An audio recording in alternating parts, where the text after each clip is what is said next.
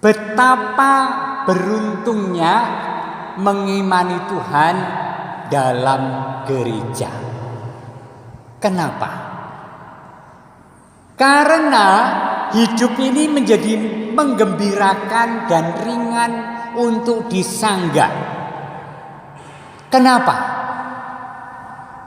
Karena beriman Kristiani adalah beriman pada sosok Allah yang hidup, seorang persona yang sungguh bertindak mencintai kita, umat manusia, dan kita pun mengalami relasi yang pribadi dengan Allah. Saya membayangkan itu seperti kita adalah anak kepada ibu kita atau kepada bapak kita, yang bukan hanya soal peraturan rumah, tetapi seorang sosok pribadi yang siap memandang, siap memahami, siap menerima, siap memaafkan, siap menopang. Itulah ibu, itulah bapak bagi anak. Anak sudah takut-takut untuk sowan ibu dan matur akan kesalahan yang telah dia perbuat. Dan ibu tetap mengatakan, "Oh, rapopole, ibu ora kuciwa kok. Ibu tidak kecewa kok. Gak apa-apa, kamu bisa kok bangkit. Mbak-yumu masmu kok ya mesti memahami. Kok tak terang nih, rapopo, wis yuk." Itu adalah Allah. Itu adalah Allah Kristiani. Allah yang diimani oleh kita semua. Bukan Allah singin. Ngopo? Tidak melakukan apa yang kuperintahkan. Malaikat pedang. Enggak. Jadi lihatlah, kegembiraan beriman Kristiani adalah memiliki sosok Allah yang sedemikian itu. Sedemikian itu bahkan Tuhan Yesus ingin meralat banyak peraturan yang bahkan kalau tidak menjerat seseorang, memerangkap seseorang sehingga orang itu merasa mung mergo nindake peraturan engko wilujeng. Hanya karena melakukan peraturan nanti naik ke surga. Mudeng ramudeng karo peraturan ning kudu dan harus tepat. Mesakimen. Sehingga hidupnya selalu dikhawatirkan jangan-jangan aku melanggar peraturan, jangan-jangan aku melanggar hukum, jangan-jangan ini tidak dikehendaki Tuhan, jangan-jangan dak dikduk. Aku tidak mau. Tetapi bukan hanya aku tidak mau, nyatanya aku mengalami Tuhan dalam iman kita, Tuhan yang hidup, Tuhan yang seperti Bapa, Tuhan yang seperti Ibu rahim, Allah yang penuh kerahiman, yang sungguh-sungguh ingin bahwa kita itu mengalami kegembiraan iman, mengalami kegembiraan pengalaman dengan Allah, dan bukan berhenti pada mengalami kesetiaan dan ketaatan memenuhi peraturan agama. Tidak. Tentu saja saudari-saudara, kalau Tuhan Yesus memilah antara peraturan agama dan apa yang dibalik itu, tidak berarti peraturan itu tidak penting. Tidak. Peraturan itu adalah hukum minimal yang mesti kita lakukan. Selebihnya adalah di balik peraturan ada pesan apa. Kalau sekarang di perempatan ada lampu merah, kuning, hijau, traffic light, kemudian penghayatan seorang beriman bukanlah lingak-lingkup ono polisi pora yo.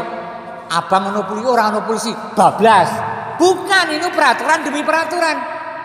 Tetapi lampu merah itu dibikin supaya lalu lintas teratur, dan umat Kristiani memahami itu, harus memahami dong apa yang dibalik peraturan. Oh, menora ono kacilakan supaya tidak ada tabrakan sehingga diatur bergantian. Maka saya menaati peraturan itu bukan karena ada polisi, tetapi karena memang peraturan itu dibuat supaya semua selamat. Saudari-saudara, di Yahudi, di Israel, di hukum Yahudi, di Taurat itu ada 615 peraturan. Bayangkan, 615 peraturan. Saben wong mesti gampang disalahki. Dan setiap orang tertekan dan takut kalau melanggar. Mesake yo, urip sing nganti ngono kuwi. Nah, Tuhan Yesus tidak mau. Bukan soal kemudian demikian mudahnya boleh melanggar peraturan, tidak. Tetapi peraturan itu untuk manusia, bukan manusia untuk peraturan. Peraturan itu dibuat supaya kita dituntun untuk pada keselamatan. Tetapi tidak kaku berhenti pada peraturan atau hukum agama. Maka ada banyak hal yang aneh-aneh. Orang Yahudi punya peraturan bahwa sebelum makan itu harus wiji, itu tentu saja baik. Ya kan? Murid Tuhan Yesus mungkin tidak sempat atau apa kelaparan dan tidak ada air, makan. Orang Yahudi tidak peduli ada air atau tidak, tetapi kamu makan tidak dengan cuci tangan. Berarti kamu melanggar peraturan agama. Ngono lho, beda banget oke? Sangat berbeda. Nah, saya beruntung, Anda beruntung bahwa mempunyai Tuhan Allah yang seperti itu dalam relasi personal, sehingga aku tidak takut untuk mengimani, aku tidak takut untuk mengamini apa yang menjadi pedoman hidup keagamaan kita. Dengan kalaupun tidak sempurna aku melakukannya, masih ada belas kasih Allah yang mengampuni, yang merengkuh kita setiap pribadi. Opo ra elok. Jadi penderek dalam jadi pengikut jalan Tuhan, jangan pernah takut untuk merayakan iman, untuk mewujudkan iman. Kalau Anda misa dan bertugas, jangan takut nanti salah. Engko aku kleru apa ora yo? Macane kudu ngene apa ora yo? Iki aku Mazmur tanggapan iki kok beda ya karo buku sijine. Ojo-ojo aku kleru yo. Ora ana sing kleru. Kalau ada manten datang di depan sebelum misa, saya akan mendatangi mantennya karena manten itu orang yang paling ketakutan. Saya datang, ini adalah waktumu. Nikmati ya, mungkin waktunya 1/4 jam nanti. Tidak buru-buru, tetapi kita nikmati perayaan ini dan kita fokus pada doa ya, pada firman Tuhan. Tidak ada yang akan keliru, semuanya akan berjalan baik dan benar. Seneng no, ya no?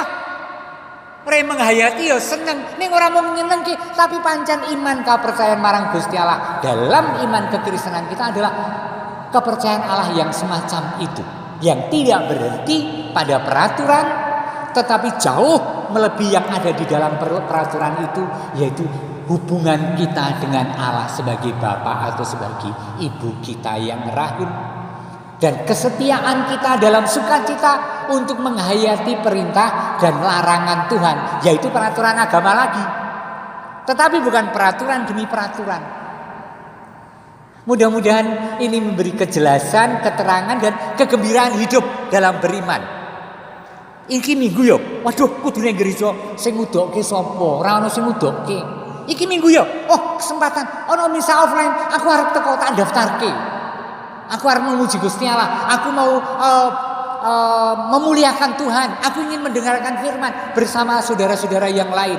Tetapi aku tetap menjaga protokol kesehatan tentu saja. Lihat, sangat berbeda. Orang, aduh, kudu ya, harus ya. Gak ada yang harus. Gak ada yang harus. Tetapi sukacita. Kenapa? Ya karena aku punya Allah. Aku rindu untuk berjumpa di gereja. Aku ingin menyambut sakramen Maha Kudus. Maka aku melakukannya. Banyak hal harus kita ralat, dari peraturan demi peraturan menjadi di balik peraturan aku menghayati sesuatu yang indah, yang baik, yang benar. Amin. Kemuliaan kepada Bapa dan Putra dan Roh Kudus, seperti pada permulaan, sekarang, selalu dan sepanjang segala abad. Amin. Aku percaya akan Allah Bapa yang